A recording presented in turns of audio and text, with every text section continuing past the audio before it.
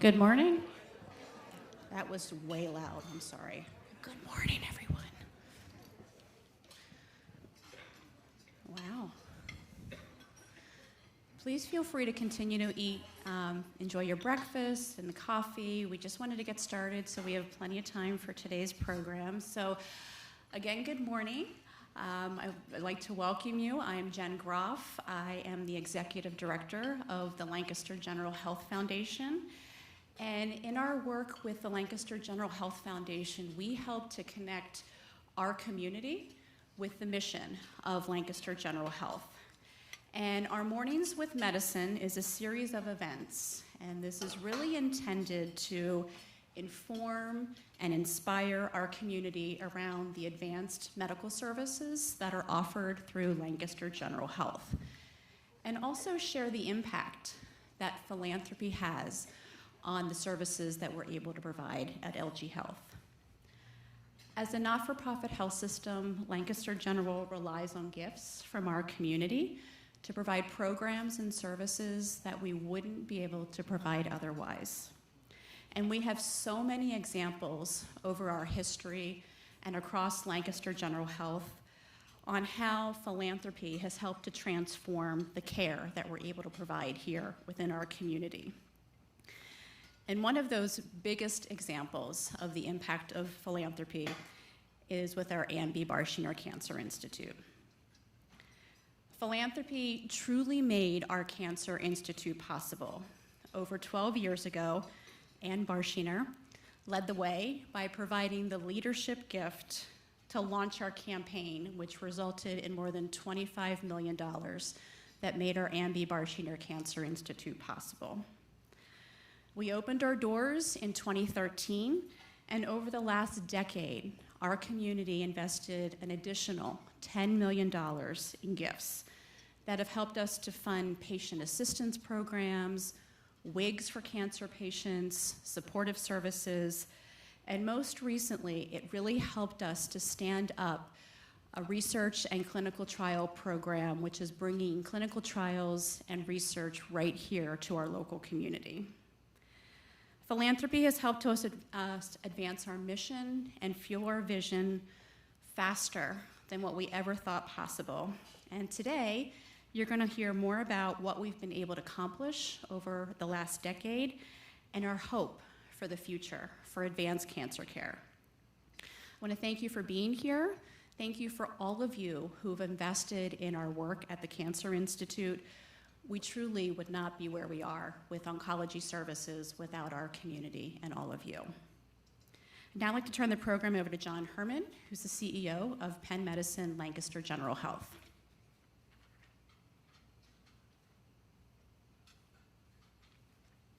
Good morning, everyone, or good morning again, everyone. I think I was able to connect with almost everybody.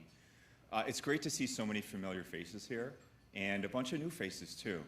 So it truly is an honor and a privilege to be here with you today. That seems a little bit too loud.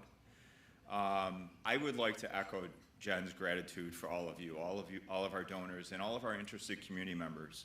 As Jen said, the foundation and this work that we do is an incredible connection or extension of the work that we're doing for our community. So it's great to see all of you here today, and for your interest and support in continuing the work that we have done at the Barshinger Cancer Institute.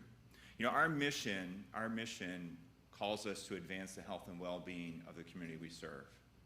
To advance the health and well-being of the community we serve. And we do that through a couple of different strategic pillars, but most importantly, through our strategic pillar that talks about how do we make breathtaking discoveries as part of Penn Medicine, and how do we bring that work here to our community. Through the research that we do, and through how LGH strives to be the organization that's ready to take those breathtaking discoveries and put them to work right here in our local community. And then the second pillar is, as we know, medicine has gotten to be really complicated. And so we want to simplify care and put it within reach. And that means access and make it easier and make it more understandable. And the team that we've been able to put together at ABBCI has done an incredible job of doing that over our recent history. And so, you know, we've been able to do that, and they're a great example of how we've been able to do that really for three reasons. The first is because of all of you, our donors. As Jen had said, or has mentioned, you bring the vision and the wisdom and the insights of the community here, and you make it possible with your generosity for us to provide services that aren't core to clinical care, but they're core to people care. They're core to the people that are here receiving their treatments. I remember when my dad went through cancer treatments. Yes, it was about the clinical care, but it was about the team and how they supported our family through that care that really allowed us to get through that very challenging time. And that's what your gifts allow us to do and allow us to deliver to this community. The second is with our team. We have an incredible team here at ABBCI and within Penn Medicine. And their compassion allows us, or does, remind us of we have to put our patients first. It's the person that's in front of us that they're caring for, and they do that every single day. And at the same time, because of their incredible talents and their drive, they are able to bring the most advanced treatments, and we're going to hear about some of those today, the most advanced treatments right here to our community. It's something that no other community really has access to. And then finally, the third reason that we've been able to do this is because we're part of Penn Medicine. Penn Medicine is the premier researcher in this space. The advances that they have made, the advances that are about to be made, are at the forefront of science in this space of medicine. And we have the benefit of being able to take advantage of that, of bringing cures, and we'll hear about some of that, I'm sure, today, cures for cancer, not only to our community, but really we are bringing it to the world. And we are showing the world how this can be delivered in a community setting, in a regional cancer center, in a community setting.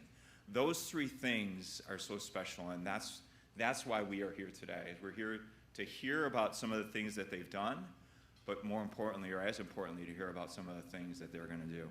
So I have the honor to introduce three esteemed panelists, and then Nick Busher is going to facilitate a discussion with them. But I'd like to share more about what they've done and introduce them. So first, we're going to start to your left. Is Dr. Efrat Dotan. Dr. Dotan is the Executive Medical Director of Ann B. Barshinger Cancer Institute.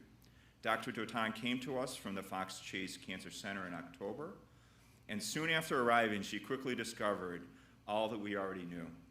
This is an amazing place. It's a special place, and it's our place where we deliver cancer care to our community. She's here today to tell us, she's here with us today to share what brought her here, and as importantly, or more importantly, her vision for the future of the Cancer Institute. Next to her is Dr. Abdul Karim. Dr. Abdul Karim, did I say that correctly? Okay. Dr. Deo.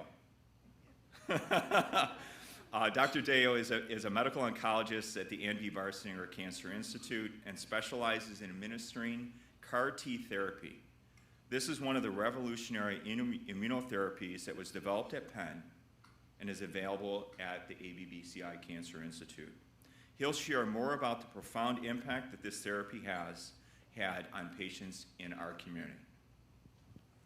And then finally, to the far right, is Dr. Bob Vonderheide.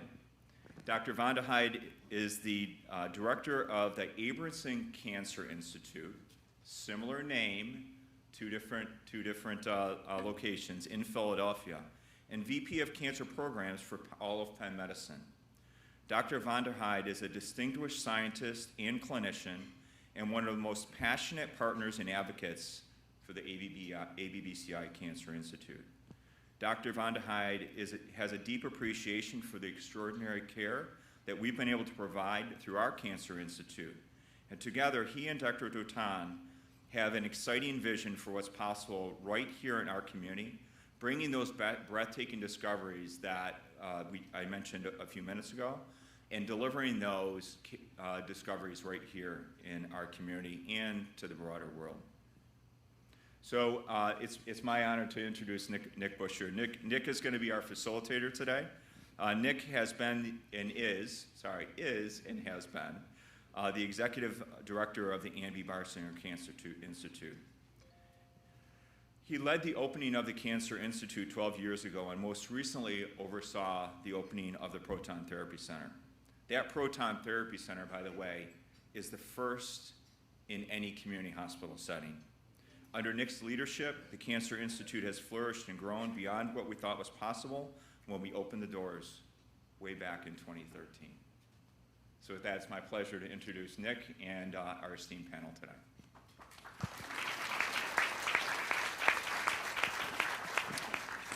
Thank you, John, and thank you for your support of the cancer program. We wouldn't be here today without support from the hospital. I want to start off with you, Efrat. We've got a lot of friends here today of Lancaster General Hospital and the Barshinger Cancer Institute who are really looking to support you in your role as executive medical director of the Cancer Institute. Do you want to talk about what brought you to Lancaster General Hospital? Okay, I figured it out. Good morning, everyone. I'm really excited to be here. I met some of you, but excited to meet more of you as the morning goes on. I came here it's a little bit more than a year ago when Dr. Oyer, who I'm sure a lot of the people in this room remember, reached out to me. We had some professional relationship. We worked in a few projects together on a national level. And he reached out to me and said, I think you'd be great for this job. Please come and check it out. And I have to be honest, initially I came because I was very fond, or am very fond of Dr. Oyer. And when I walked into the Cancer Institute, it was really an amazing feeling. I felt like wow, this is not what I expected to find in a community hospital in Lancaster. It was so calming, inviting, not like any other cancer center that I've visited throughout my career. And the more I learned about the program, the more I was excited to think about leading this amazing initiative to really bring cancer care to the community. I've been in academic medicine my whole career, and I saw the struggle of patients trying to get care, traveling, getting access to care, and to be able to deliver cutting-edge care in a community setting is, such an honor in my opinion. Moreover, the support that patients get, the environment that just helps them through the treatment, beyond just the treatment itself, everything from nutrition, social support, care for people who are in more needs for usual things, not just the cancer care, goes above and beyond in this cancer center. And I am just so impressed by the last few months that I've been here that really what I felt when I walked in is true, and it's actually so much more. It really has been a very, very wonderful transition for me. A few months ago, I forget which meeting it was, I said something that became this quote that everybody reminds me. I came and everybody told me that I have big shoes to fill. So I want to say to everyone that I brought my own shoes and that they have heels. But that has become my quote, right? The nurses are like, we need to make a t-shirt with that on. Thank you. Now, Bob, you're the vice president of the cancer program for Penn Medicine. You're also a leader in cancer research. What's your vision for the cancer program at Penn Medicine, and what role can a community hospital like Lancaster General play in that? Thanks, Nick, and good morning, Efrat and Deo, and John, Jen. It's a pretty intimidating crowd here. This is like morning rounds. This is like morning rounds. It is so exciting what's happening at the Barshinger Cancer Institute, and it's really hard to believe it's only been 12 years, actually. I first stepped out when I assumed the role of directorship of the Cancer Center and VP in the health system. Came out, met Randy, and Ann Barshinger happened to be here. And so I said hello, and she said, and you know, I need a hug, or this is how we get started here. I think some of us knew Ann, and that was very typical. And I was like, okay, this is what's happening in Lancaster, and it is really amazing. The vision that we have is that we work as an ecosystem.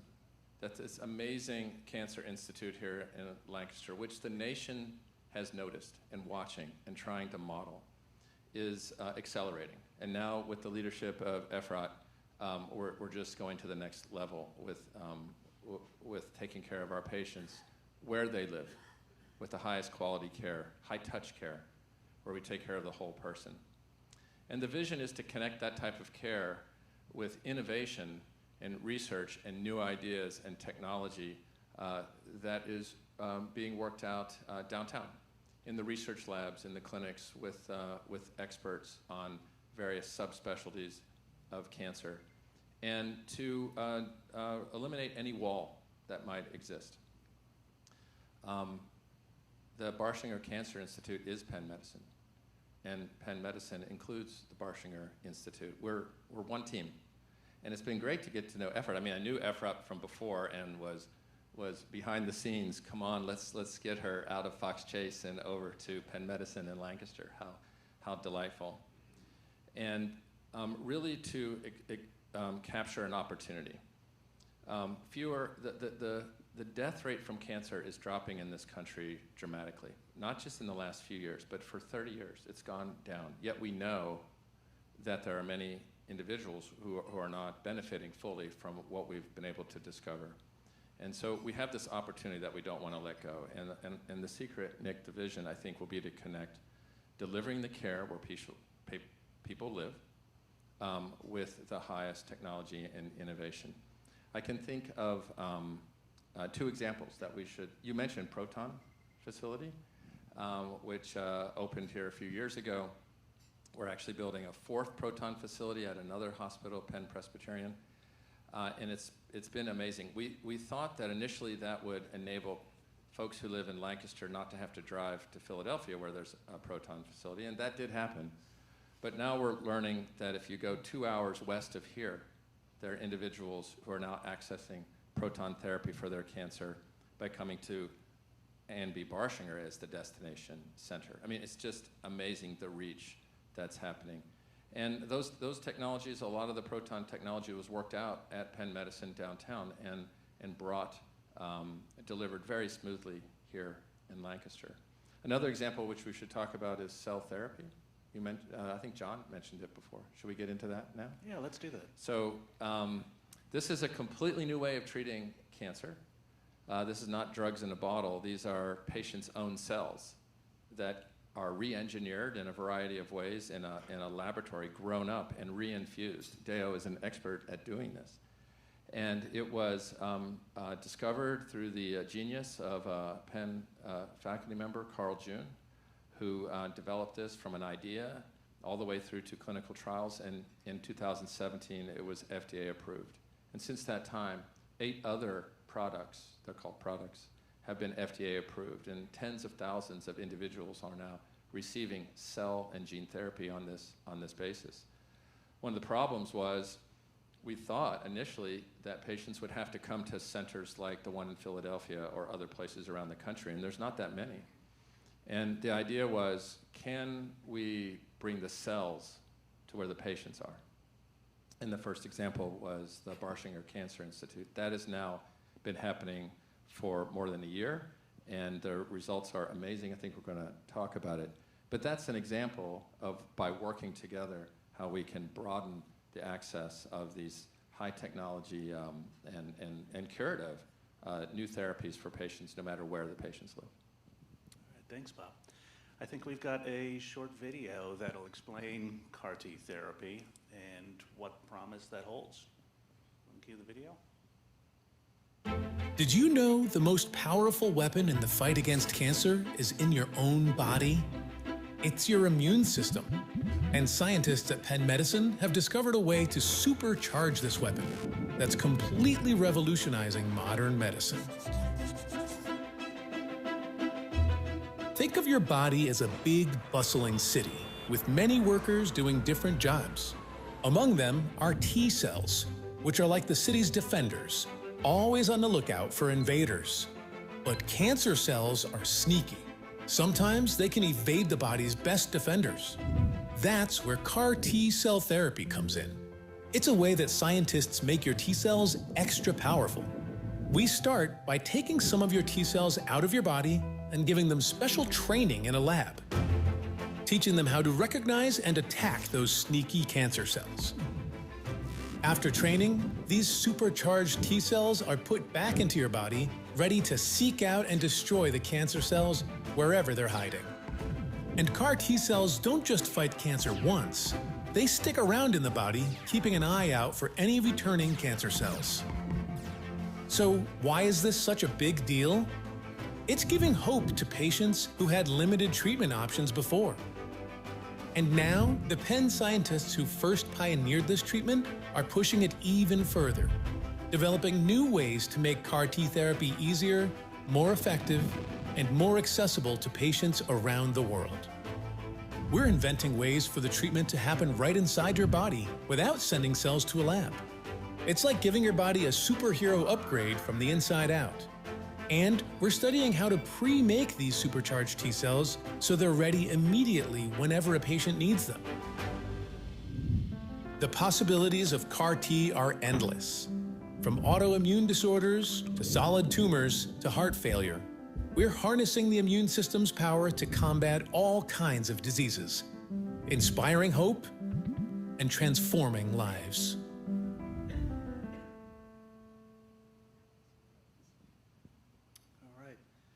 So that's CAR T therapy. That's been a real game changer in cancer care. When we ask questions about why did we originally become a part of Penn Medicine, this was really the promise and the opportunity back in 2015 when that happened. And I am proud to say that Barshinger Cancer Institute is the only place offering that does not have University of something above the door. This is the only place where you don't have to travel to an NCI cancer center for a month, 2 months, 3 months to get that care. And for patients that don't have another option, this is a remarkable game changer. Dr. Abdul Karim, would you mind talking with us about what impact this has had on the patients that you care for? Yeah, thank you so much. I consider it an honor to be here to talk about what we're doing with CAR T at the Barshinger Cancer Center. I would first of all start by acknowledging that this project, there's an African proverb that says that it takes a village to raise a child. And although this is not a child in itself, this is sort of our baby, one of our babies here. And it's taken a lot of people to get it off the ground. We have one of my partners who does this as well, Dr. Beer, worked hard in initiating the program. We have all of our oncologists and advanced practitioners have developed competency in CAR T, work tirelessly to do it. We have excellent nurse navigators that are supporting our patients through this. And in addition to that, we have excellent nurses. And when you look at the Penn system, the Lancaster General Hospital system as a whole, patients that get CAR T can have complications. They need to be treated at the center where there are specialists and support staff that can really handle those complications and work in a multidisciplinary fashion. And thankfully, we have that here at Penn Medicine in Lancaster General Hospital. And in addition to that, we've had a lot of support from our colleagues at Penn in helping to build the program, in supporting us in joining their multidisciplinary meetings.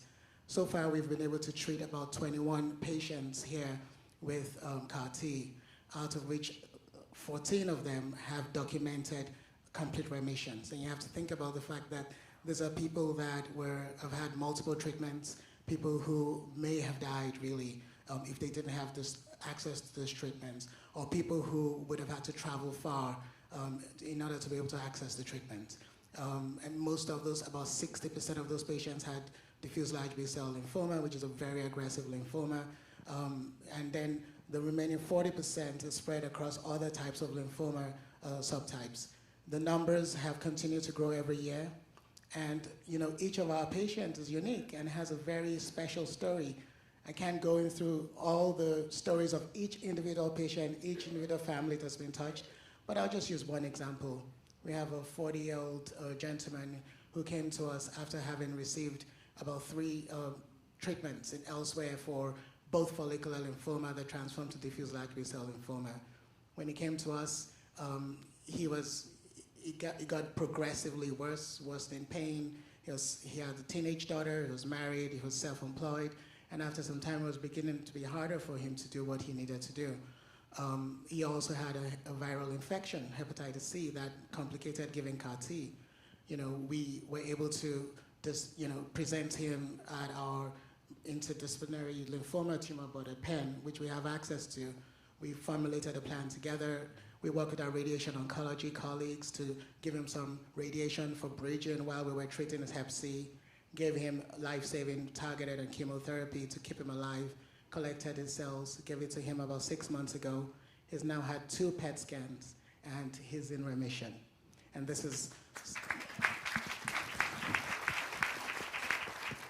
So we now have a man who is able to spend more time with his family, who is able to live his life, and a family that has had their breadwinner, able to be rescued and stay with them. And that's priceless, and that's why we do this. And we're looking forward to being able to do more of it here. We're looking forward to bringing more myeloma CAR-Ts, and we're really excited about where this is going. Thank you so much. Now, your team plays a real role as an innovator within Penn Medicine. The processes, the pathways we developed to bring that from the university to Lancaster were so helpful that those have expanded and gone to other Penn Medicine community sites. So on behalf of Lancaster, thank you for your service to this team, but on behalf of Penn Medicine, thank you for developing this that we can bring to other locations. Now, Farad, where do you think this goes next with CAR-T therapy? Yeah, I have to echo what Nick just said. This is incredible. The fact that we are giving these treatments in a community setting, majority of patients are getting those treatments as outpatients, not even having to be admitted, with very clear processes of how to manage them that are coordinated throughout the hospital and the cancer center with a team of people that support the patient throughout the whole process. This is unbelievable work of this team to put this together, which again, I think paved the way for other sites to really think about doing this as an outpatient procedure close to the patient's home. But I think, as Dio said, this is just the beginning. CAR-T treatments are going to be explored in many, many other diseases. We're already being approached, and Bob can talk about this as well, about using this for solid tumors, for clinical trial, for new treatment approaches for other types of cancers. There are studies looking at this for other diseases, autoimmune diseases. The way of utilizing our own body's immune system is the future of care for many diseases, and having that platform that was built by this amazing team is going to allow us to bring this cutting-edge care to our population.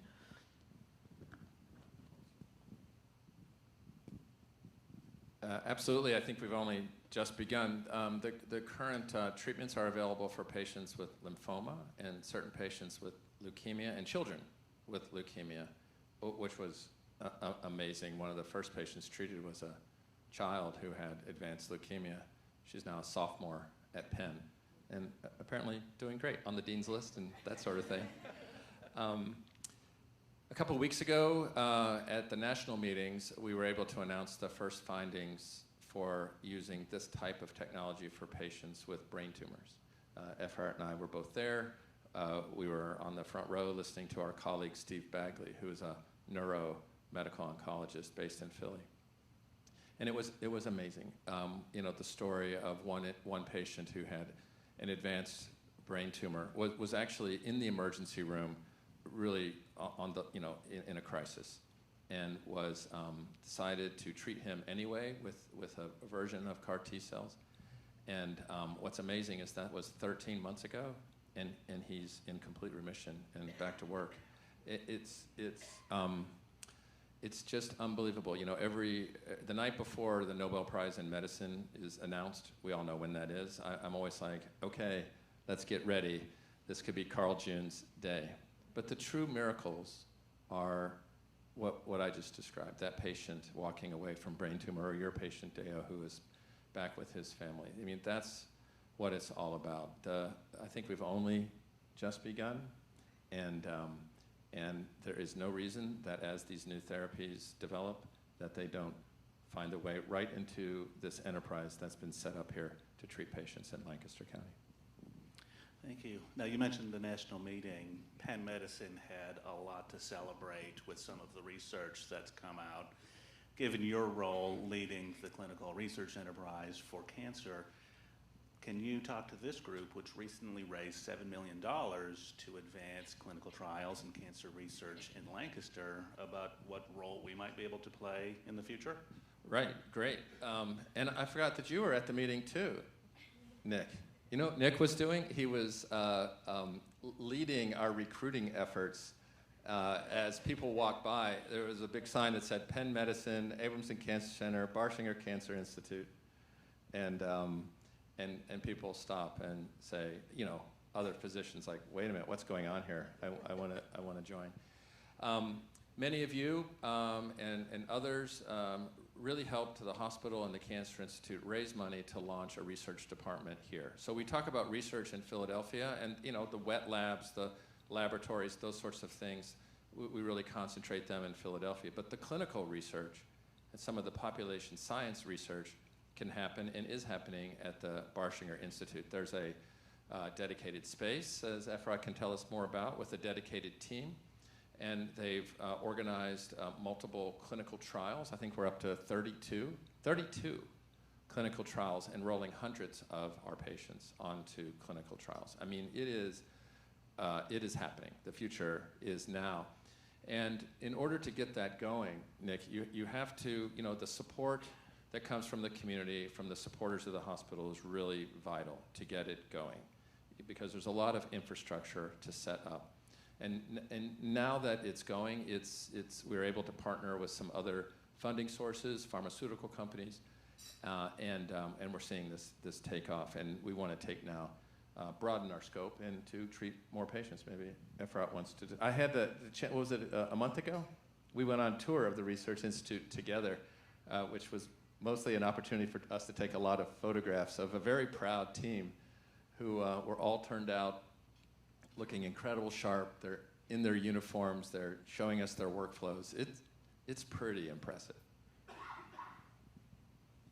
So, you know, I really have been doing clinical research my whole career, working in a large academic center.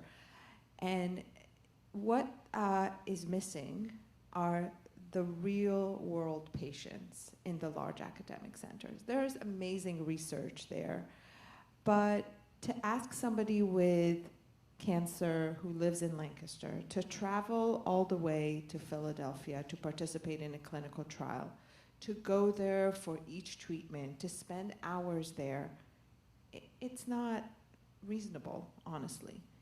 And there are so many trials that could be done close to home in the community. And, you know, when we think about clinical trials in the past, we used to think about these studies as a last-ditch resort, right? Like, when there's nothing left to do, let's go on a clinical trial. That is not the case anymore in oncology. In oncology, we're now learning much more about the genetics of the tumor. We have targeted therapy with great promise that we can give to patients on trial and get them into our treatment arsenal earlier. So those opportunities should be offered to patients close to where they live without the need to travel. And there's a lot of these trials that we can easily do here. As Bob said, our team is absolutely incredible. These nurses are the most dedicated research nurses I have ever met in my career. They are so committed to patients. They see the vision in bringing these cutting edge treatments here. And, you know, since I joined in October, we've now have so many drug companies that are reaching out to us because they realize that we can enroll the real world patient who will not want to travel to Penn to go on these trials. This information is really important for the development of these treatments. Can I describe that a little bit? So at this national meeting, we referred to a couple of times. I mean, it's 30,000 people with pharmaceutical companies, biotech, researchers, clinicians from all over the country gathered in Chicago. So that Saturday morning, Efrat and I teamed up, and we literally went around and had breakfast, had lunch, met over other meetings with pharmaceutical companies, Eli Lilly, Novartis, AstraZeneca, and we sit down with them and describe how our vision for clinical research and how it involves the community. And when they hear it, they stop and they say, what did you say? What is going on? How can we get involved? We got to come to Lancaster and see what's going on. It was pretty spectacular. So we need to deliver on that promise, and we intend to do it. Thank you, Bob. Now, Efrat, I've got a final question for you. We're coming up on the 12th anniversary next month of the Cancer Institute. And as I was going back and looking over some of my notes from just before we opened, it was kind of remarkable the broad vision that we had on what the Cancer Institute could be.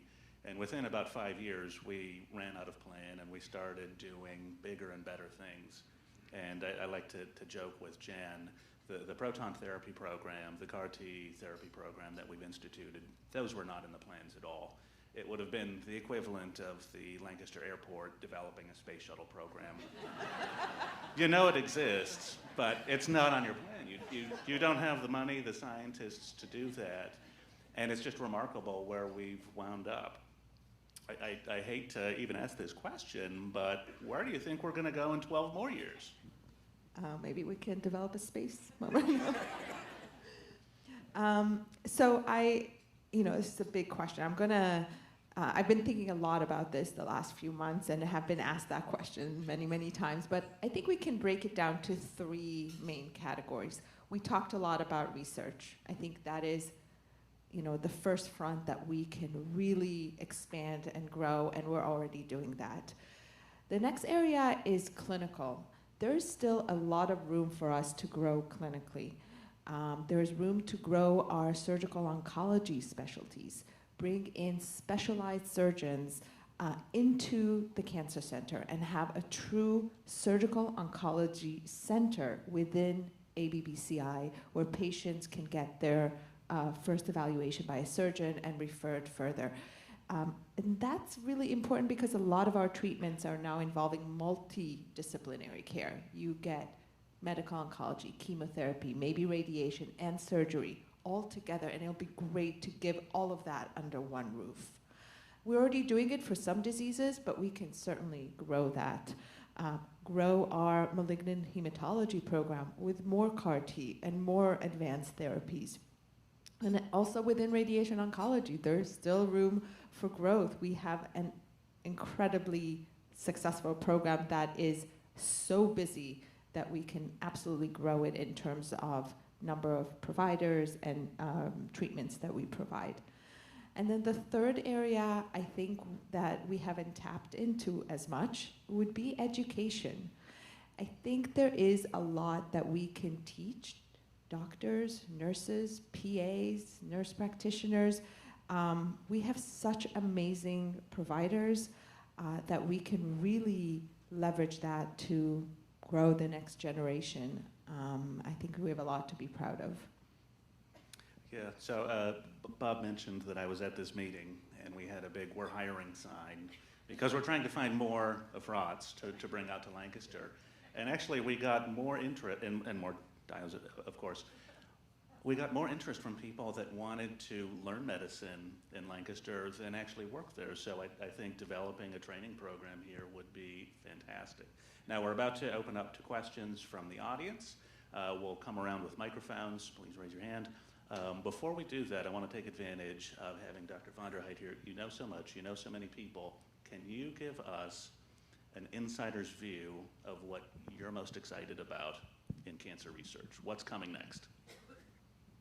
Well, it's how much time do we have? Just one thing. So there's really incredible new technology coming, and there's a new clinical opportunity.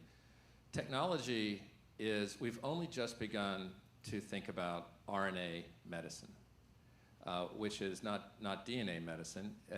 It's using RNA. The COVID vaccine was based on one version of RNA, but you may have seen the ability to repair metabolic mutated genes in this baby in Philadelphia. This was in the news where RNA was used to save this child's life, and the ability, RNA is so cheap and so versatile, we're going to try to correct and send cancer back to its normal self. So RNA medicines, be on the lookout for that. We have a world-class RNA institute. The second thing is AI medicine. There's a lot of what does that mean, and probably the current forefront is using AI to understand images, radiographic images, MRIs, pathology, even photographs. We have a trial now where people photograph their rash, and it gets pre-evaluated, like, is there a chance this is melanoma? If anywhere close to yes, get in here tomorrow afternoon. We're just gonna see an incredible way, and all those things are easily transferable across the community. Using the subtleties of an MRI scan to shift how we do radiotherapy for patients with brain tumors. We've already done the initial trial, and patients treated with AI radiation oncology are doing much better than those who are not. And then, we'll be able to use these technologies in a different way soon, I think, which is, yes, we're always going to be focused on the patient who has a cancer, but more and more, we're thinking about patients before they're patients. True prevention, which needs to be done in the community, or interception, which is the term we use for when we understand a patient has a smoldering disease like myeloma on its way, or breast cancer, not quite breast cancer. How can we eliminate the pre-malignancy using some of these new technologies? We call that interception, and there's already clinical trials and efforts underway. And I think that will prevention and interception will truly transform our impact in cancer care in the community. Thank you. Thank you so much.